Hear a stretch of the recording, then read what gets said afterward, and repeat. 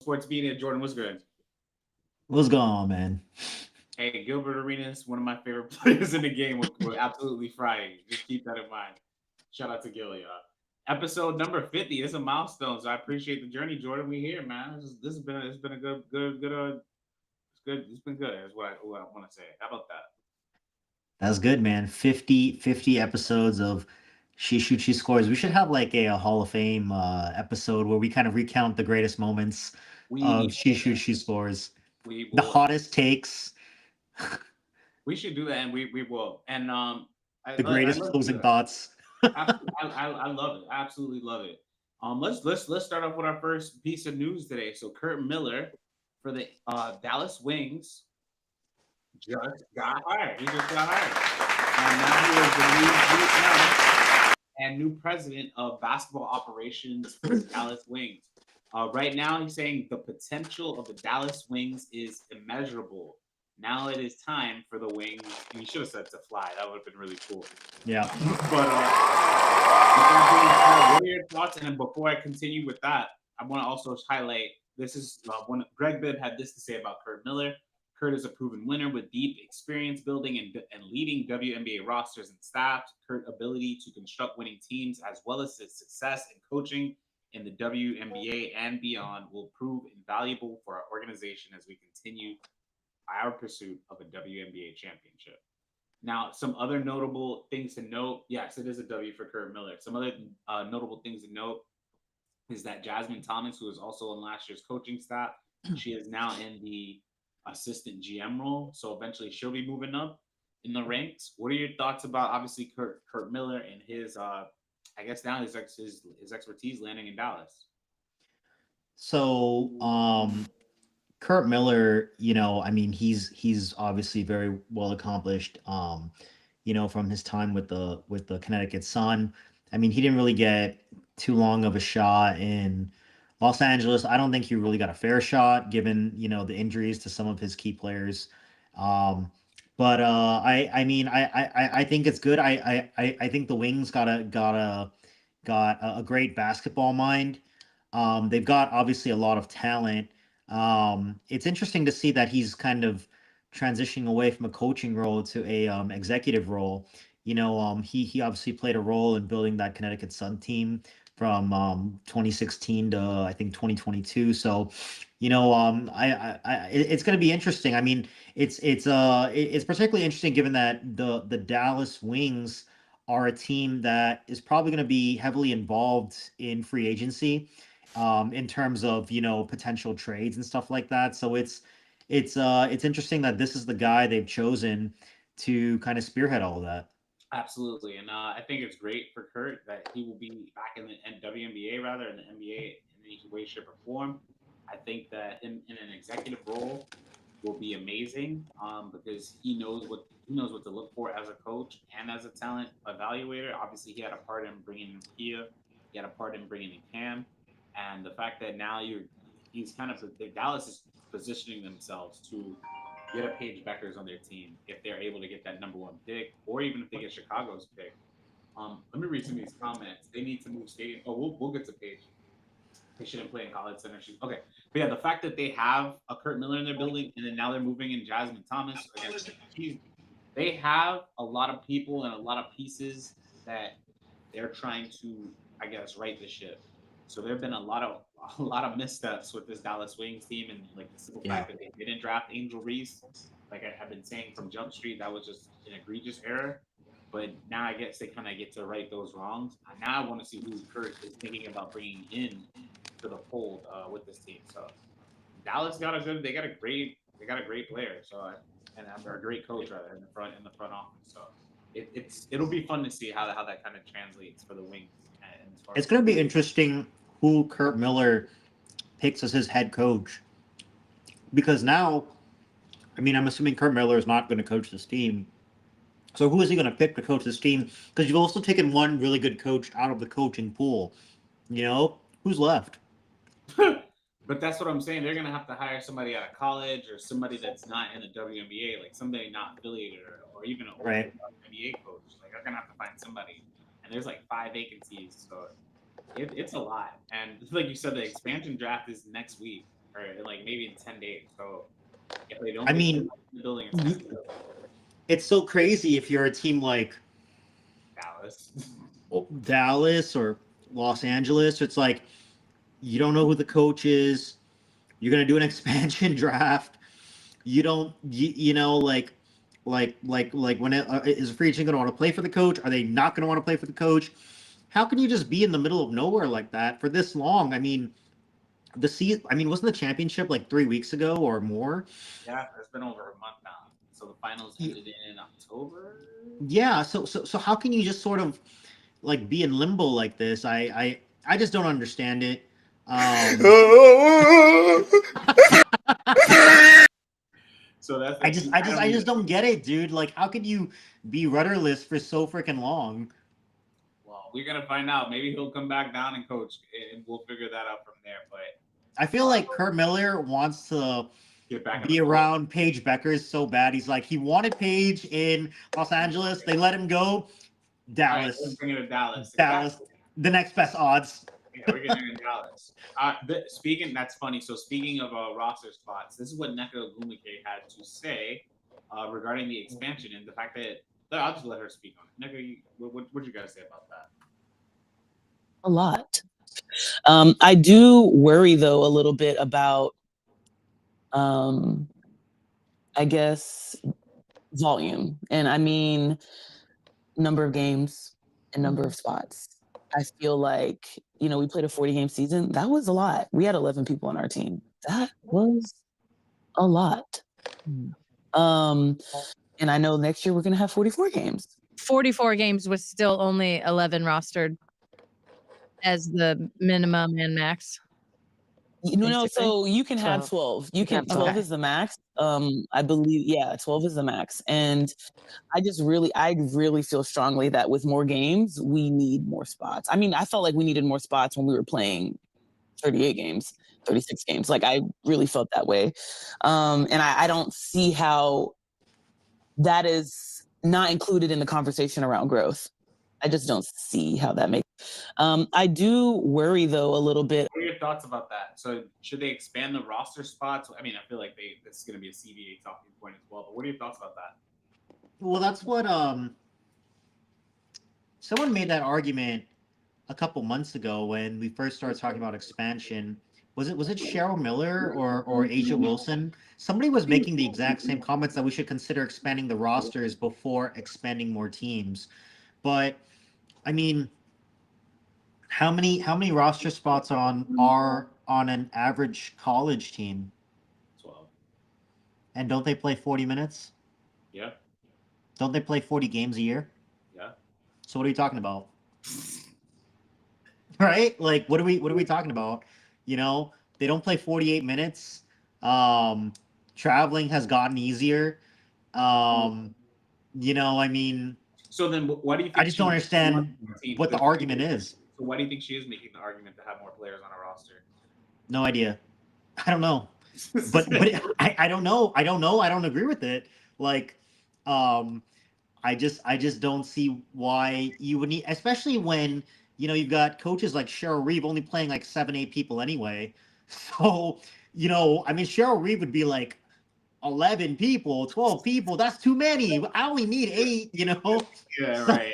So I just don't understand. I mean, I just don't get it. Even in the NBA when there's 15. I mean, nobody's playing 15. And they have 82 games and they play longer.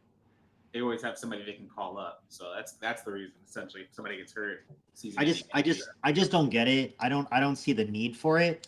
But then again, the only argument I can see is that if we're playing more games, and 40 is more than, I think it used to be 34, 36. Yeah. So, there is an increased chance of injury. God forbid, knock on wood, if something bad happens to a team and they've got 4 or 5 people injured, you are going to have to add more people onto the roster. So maybe that's the reason for maybe having more people. But other than that, I just can't really see a reason why. Yeah, I mean, as far as the rosters go, I mean, I would love to obviously have more opportunities for people. If they expanded it to 15, I'm all for it. And then you get more people that are in the WNBA. The only issue I think about is if you're having issues with paying players now and their salaries, I'm like, if you're the 14th, 15th, Right. person, what are you gonna get? What are you gonna make? And I'm like, Right. what can you really expect as far as salary? And then I'm like, Right. but that's the only thing I think about. As far as if they can, That is true too. if they can afford it, then I mean, why not? Why not have more people in the team? But they Thank you, Clash. I appreciate it. but they can't afford it.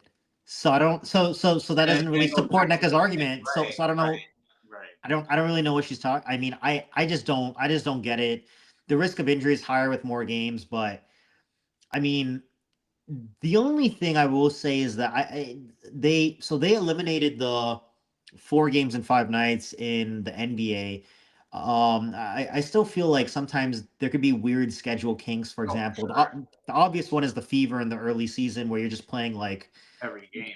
A bunch of games all at once. Yeah, that was kind of rough. Doing that, they're the only team doing that, which is just crazy. Yeah, yeah. I mean, how is one team 1-8 and then everybody else is like 2-2 or 2-3?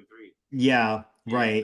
Yeah, that was kind of messed up. It is messed up. I've never seen that from any type of sports league. But if they can, I mean, I wonder if when they increase the games, if they're going to increase the season, because if they try to jam 44 games into the same amount of days, then 2 or 3 games a night a week for sure. If not, right.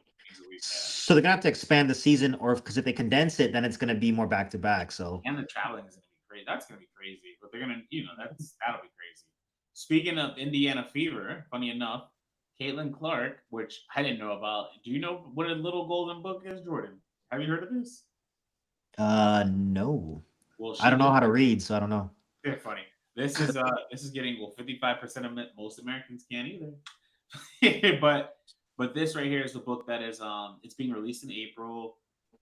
A little golden book. Shout out to Caitlin Clark. I have no clue what this is, but I thought this was just interesting because it's just a little tidbit, mate. Something that'll probably warm children's heart reading this book. So shout out to CC for yet another endorsement and changing the culture and landscape.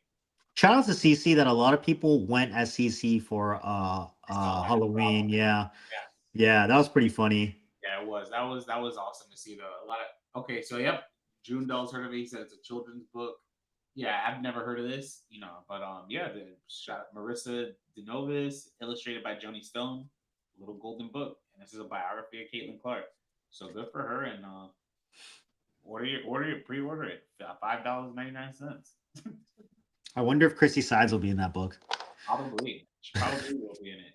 If not, be named, but she'll be in there some way, shape, or form. Speaking of more endorsements, and you brought up rookies that haven't played, which for some reason is insane. Alyssa Peely is another one of my favorite players, Jordan. She obviously has been buried on Cheryl Reeves' bench, but she is a certified hooper. She has now a Nike endorsement, and she is. I'm gonna just read it. I'm gonna just read it. So Minnesota Lynx forward Alyssa Peely is the face of this season's Nike N7 campaign, highlighting Nike's commitment to uplifting Indigenous athletes and inspiring Native youth representation. Jordan, what are your thoughts about Peely's N7 endorsement? It's I mean, how did Alyssa Peely get a endorsement? I'm just what was that? So she's been a hooper. She's absolutely been a hooper. I mean, listen, I love when everybody gets endorsements. I mean, that's better for the league. It's just growth is great. I just wish I could see her get on the floor more, so I could evaluate her game a little bit more. But then again, if she made it onto the floor for the Lynx, like whose minutes would she be taking? Anybody. She played it's funny because one of the games she played, she scored 20 points. She scored 20 points this season as obviously with having little to no impact on the team because she got buried on the bench. But she had a 20-point game. So I'm very interested in seeing her obviously move forward in her career. 6'2", 235. Like she could play. And I mean, like she shot 33% from the 3-point line.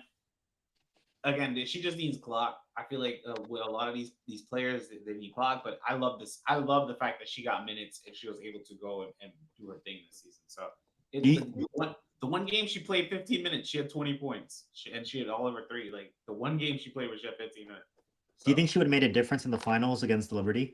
Of course, but they don't let rookies make those decisions. So they Well, Phoebich played and she was a rookie, so that's my point. That's why I think it's a new era of the WNBA where you can start playing these younger players and start getting some. I just had to make my necessary obligatory Phoebich comment every episode.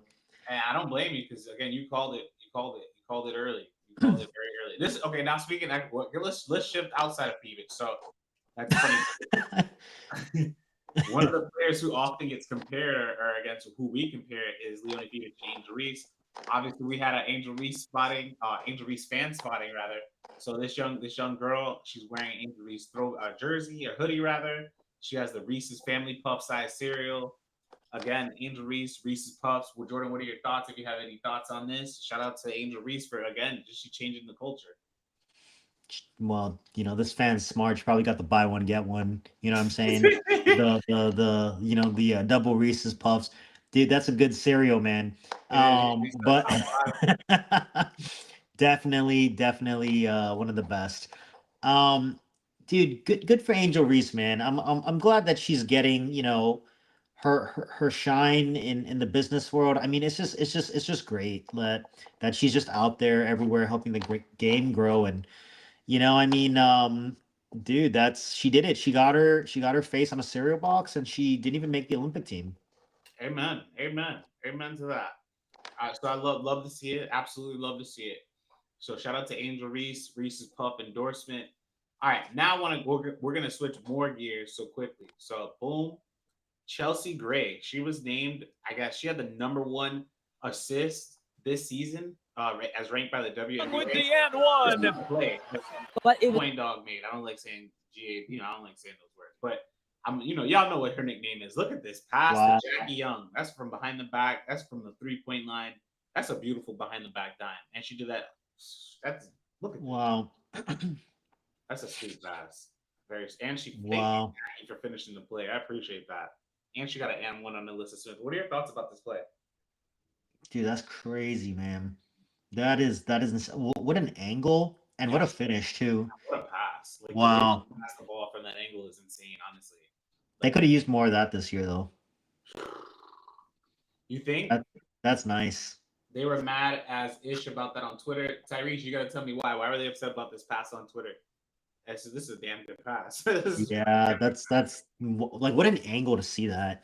I know. And then just the fact that she was able to throw it and complete again, Jackie Young saved this play because if she don't capture the ball and she gets the and one, that's a great finish, by the way, too.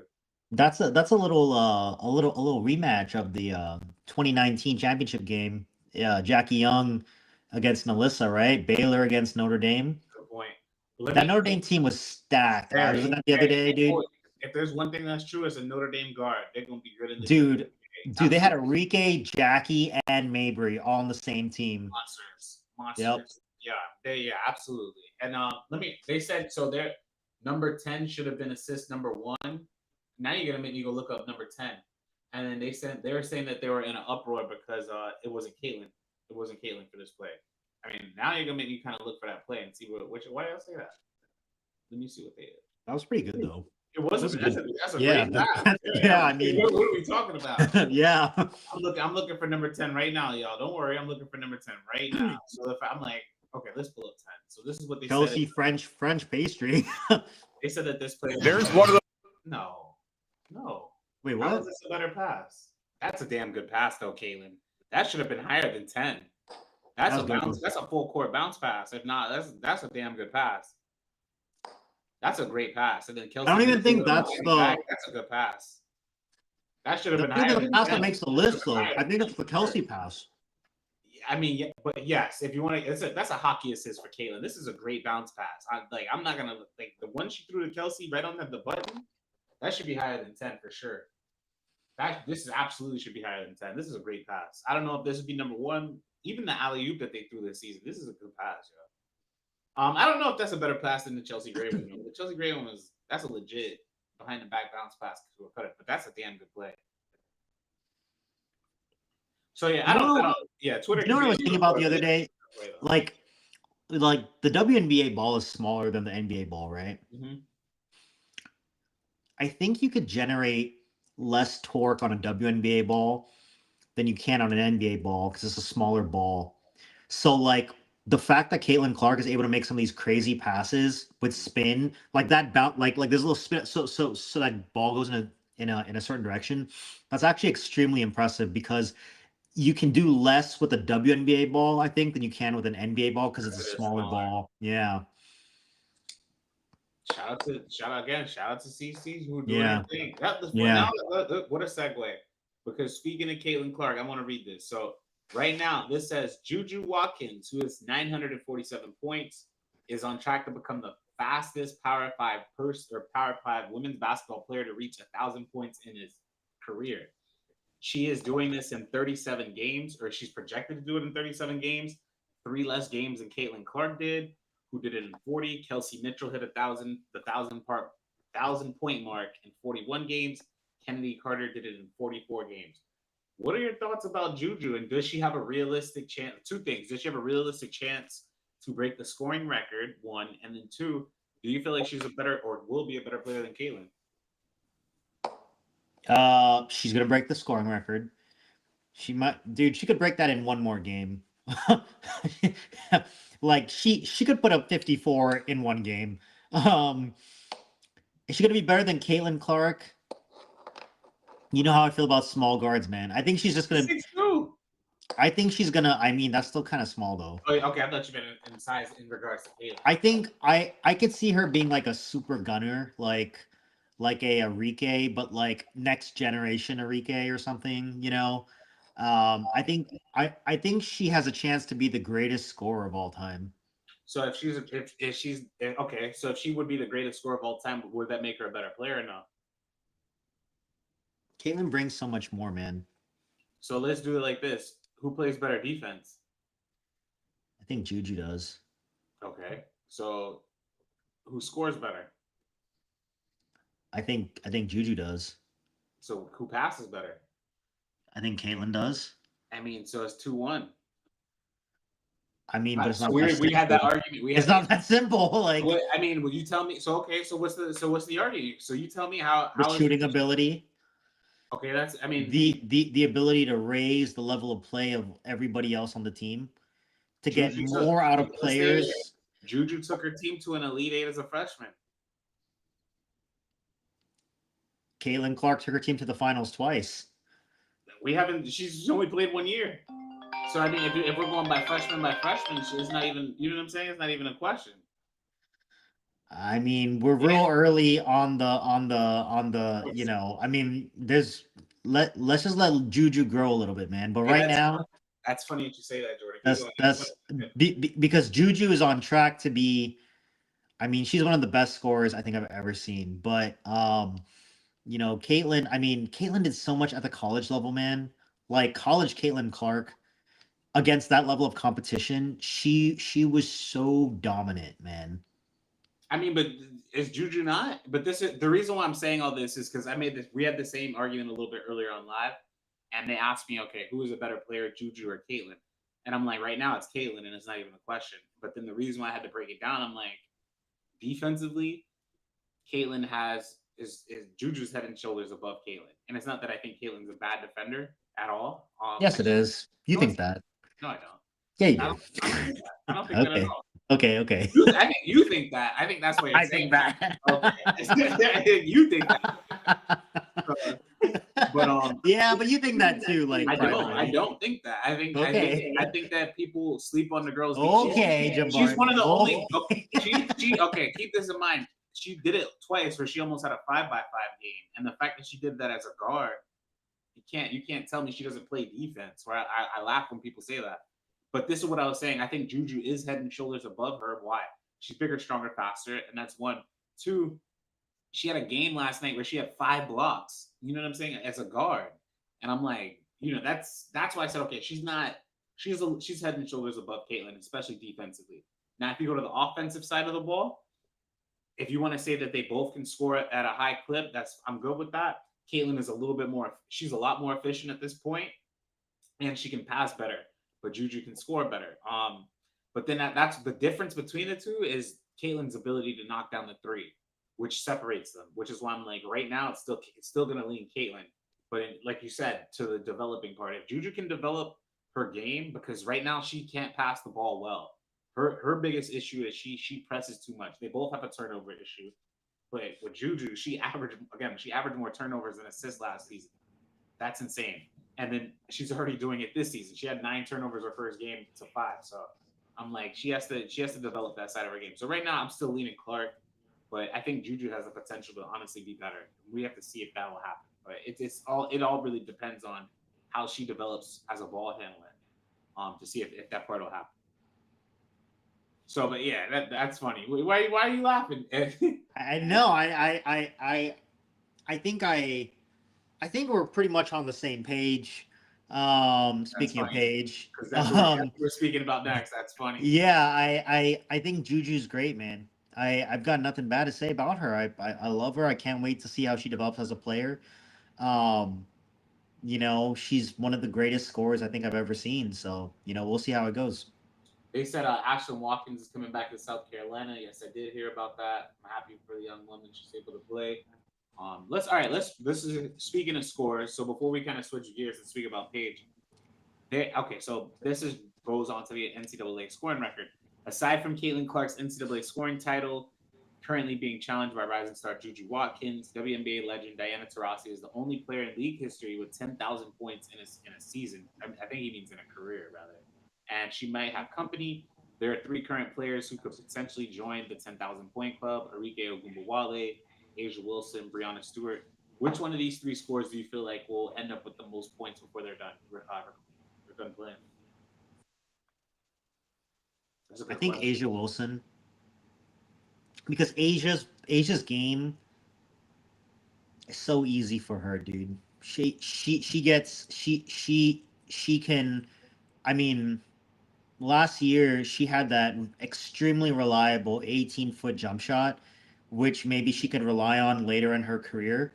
So she's already got that down pat, and that was freaking money. And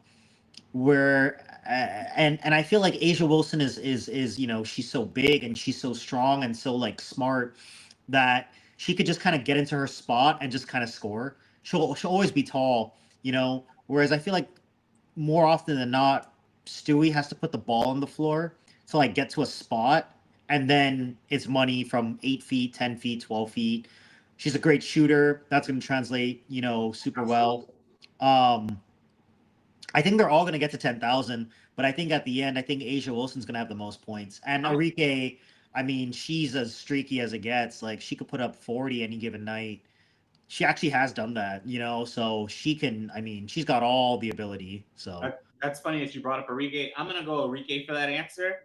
And the reason why I'm going to go Arike is because she's already got 4,000 points in 2 less seasons than Asia. So all she got to do is put up a 1,000-point season, which I can see her doing. And the fact that she's able to score at a prolific clip, and she's going to have the ball in her hands for most of she's going to have the ball in her hands in Dallas. So yeah, I'm going to go Arike for this one. I think it's going to be Arike, honestly. I think she's going to have the biggest opportunity to kind of do it. And she's not going to have to share the ball, unlike Asia, who will have Jackie, who will have a Chelsea, who will have a Kelsey if they're not playing. So the fact that it's just her and Satsu, and they're going to be rebuilding for the next 2 years, you might as well just put the ball in her hands and let her see what she does. I think it's going to be, honestly, it'll be Arike before sooner than later. And I think Arike is going to end up with the most points out of the 3. Yeah, if she keeps playing, yeah, absolutely.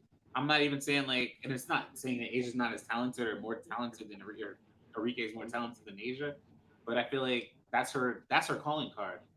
That scoring the ball is her calling card. So I feel like Arike, the sky is the limit for her. I feel like that more efficiency, and she's gonna take the shot. So I'm gonna go Arike on this one. I'm gonna go Arike. Other than these 3 people, who else would you put up in this? Clark. Yeah. Clark. That would be my first. She's gonna hit. It'll be Clark for sure. You wouldn't put Sabrina there? No, I don't. Maybe. No, I would say Phoebus, but she only averaged 6, so I'm not even gonna put her in that list. It'll be Clark. There's got to be somebody that come out the gate and they averaging close to 20 points per game, and it's gonna be. I think Caitlin's gonna be the first person to average 30 in the WNBA. She can average 30 and 10 when she does it. So, yeah, I'm gonna go Clark for sure. I think Clark will end up. This is what I'm saying with her. Like, she could end up leading the league in scoring. I'm talking about when she's done playing, and assist. Like, literally, number 1 in assists, number 1 in, and it's like that's very LeBron-like, you know. So I'm definitely gonna go Clark. But for now, I'm gonna pick Arike. Okay. All right, speak, and then now this is our last subject, our last topic though. So I think you brought up Paige. This right here, caption this. What are your thoughts about this picture? I just thought that this picture was just so dope from Paige Bueckers. So this was taking during, I want to say during her game against obviously Boston College, but I see UCF, so don't quote me on that. What are your thoughts about this picture? They love her, man. She's such a beloved player.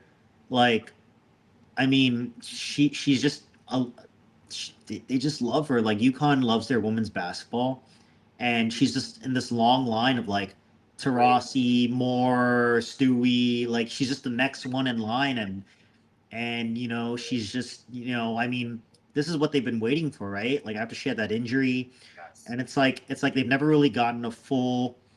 I mean, they have gotten full seasons from her, but this is her year. Juju's a little too young, probably not going to win the championship, right? Oh, sure. I mean, UConn's to lose. This is UConn's to lose. This is Paige's to lose. This should be her year, Yes. I mean, Paige played really well last year. Ran into Caitlin, that crazy hot team.